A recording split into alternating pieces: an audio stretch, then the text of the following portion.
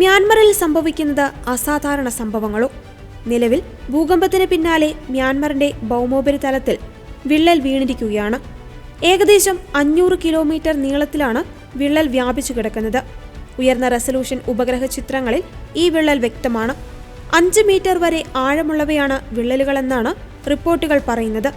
കിഴക്ക്, പടിഞ്ഞാറ്, വടക്ക്, തെക്ക് ദിശകളിലായി വലിയ തോതിലുള്ള തിരശ്ചീന സ്ഥാനചലനങ്ങൾ ചിത്രങ്ങളിൽ വ്യക്തമാണ്.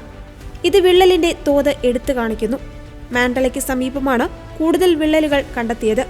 ജനസാന്ദ്രത ഏറെയുള്ള ഈ പ്രദേശത്തെ ദുരന്തത്തിന്റെ തീവ്രത അടിവരയിടുന്നതാണ് ഇതെന്നാണ് റിപ്പോർട്ടുകൾ. മാർച്ച് 29-നാണ് മ്യാൻമറിൽ 3000-ലധികം പേരുടെ മരണത്തിനിടയാക്കിയ ഭൂചലനമുണ്ടായത്.